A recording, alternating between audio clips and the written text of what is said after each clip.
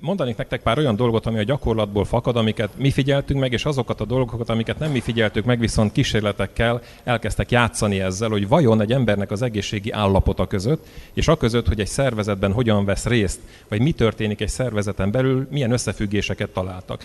Volt egy nagyon érdekes felmérés, ezt az Egyesült Államokban kezdték el, ahol azt figyelték meg, azt kezdték el vizsgálni, hogy házi orvosok esetében van-e összefüggés aközött, hogy milyen betegek járnak a házi orvoshoz, milyen gyakorisággal. Hogy megnézték, hogy mit lehet felfedezni ebből.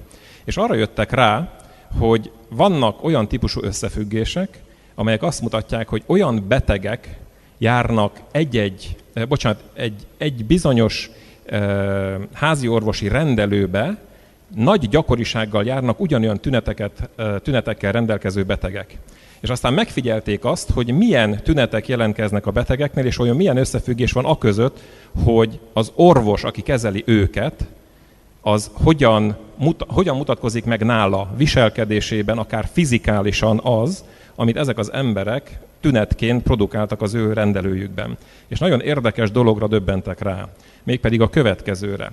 Azok a problémák, lelki problémák, amik az adott orvosnál jelentkeztek, és amit diagnosztizálni lehetett, megjelentek fizikai tünetben azoknál az embereknél, akik elmentek a rendelésre. Példákat hoztak rá, és elkezdték vizsgálni. Például megnézték azt, hogy azoknál az orvosoknál, akiknél nagyon-nagyon gyakori volt azoknak a betegeknek a száma, akiknek például térdpanaszaik voltak, összehozták például nagyon gyorsan azzal, hogy az adott orvosoknak az alázat vagy megaláztatás területén vannak igen komoly problémáik. Elkezdtek velük foglalkozni az orvosokkal, és kiderült, hogy ahogy ezeket a problémákat fel tudták dolgozni velük, olyan mértékben és olyan arányban csökkent azoknak a betegeknek a száma, akik ezekkel a problémákkal jelentek meg. Ugyanígy megnézték a májbetegségekkel rendelkezőknél a különböző düh, harag és egyéb a máj területéhez tartozó lelki tüneteket, lelki problémákat, és azt vették észre, hogy bizony azoknál, akiknél zömében ilyen típusú betegségekkel rendelkező, vagy tünetekkel rendelkező emberek mentek, azoknál ezek a problémák visszatükröződtek. Egy idő után ezt a gyakorlatot átvezették iskolákra.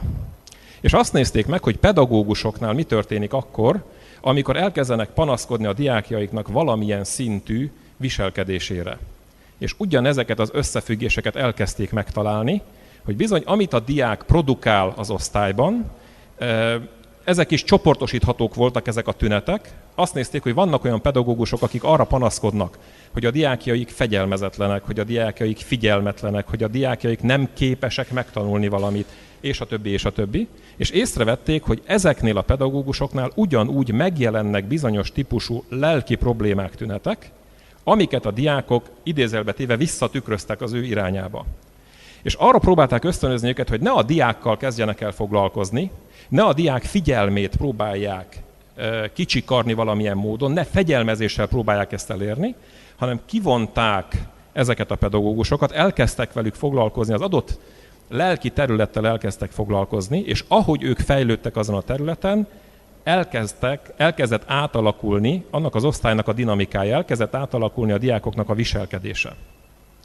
Na most ugyanezeket aztán elkezdték ezeket a megfigyeléseket áttenni vállalkozásokra. És elkezdték megfigyelni azt, hogy a vállalkozáson belül megjelenő problémák, bármelyik szférához tartozó probléma is legyen ez, amennyiben beazonosították, hogy azok a dolgozók, akik ott vannak, elsősorban milyen típusú problémákkal küzdenek, olyanokkal, amik a szellemi gondolati szférához kapcsolódnak, vagy olyanok, amik az érzelmihez, a kapcsolattal, a kommunikációval, az ezen belül, a cégen belül egyenlőséggel voltak problémák, akkor meg tudták azt nézni, hogy a vezetőknél egyrészt milyen lelki területeken vannak problémák, és most jön a megdöbbentő dolog, milyen fizikai problémák jelentek meg, ugyanis utána elkezdték őket diagnosztizálni, és azt nézték, hogy szervi szinten megjelennek ezek a problémák.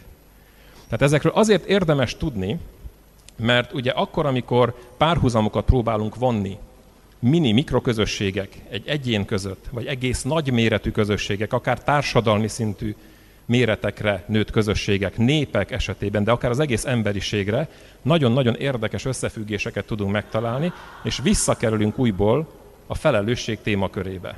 Hogy vajon én, mint egyén, hogyan tudom befolyásolni azt a közösségi teret, amiben én létezem. Hogyha most csinálnánk itt egy felmérést azzal kapcsolatban, hogy milyen volt a napunk, és utána ezt kielemeznénk, nagy valószínűséggel megmutatná azt is, hogy az adott csoport, akik itt vagyunk, elsősorban milyen lelki tüneteket produkál, milyen fizikai tüneteket, mi az, ami a legerősebben van jelen itt bennünk. Tehát képzeljétek el ugyanezt, amikor ti bementek dolgozni, vagy bementek tanulni, vagy bementek a családotokba, visszamentek haza. Ezek a dolgok mind játszódnak le anélkül, hogy tudnánk róla. Végeztek egy felmérést nem Magyarországon, hanem az Unió területén, ahol azt vizsgálták meg, hogy a különböző megbetegedések, amik az embereknél vannak, amik miatt kiesnek a munkából, milyen arányokat mutatnak. És van-e elképzelésetek arra vonatkozóan, hogy nagy számok törvénye szerint egy ilyen százalékos átlagban, hogy milyen betegségek voltak, amik leginkább jellemzőek voltak, mint munkahelyi betegségek. Ez most millióféle tünetben jelentkezhet, de a legtöbb probléma az mindig a légutakon keresztül tehát az mutatja meg a leginkább, hogy egy adott közösségben milyen viszonyok vannak az emberek között. Ezt követően megjelentek a szív- és a vérkeringési problémák. Tehát ez a másik nagy területe, és gondoljatok bele, hogy a szív megint csak egy nagyon erős ritmikus szerve az embernek, egy nagyon erős szerve, ami az érzelmekkel van összefüggésbe.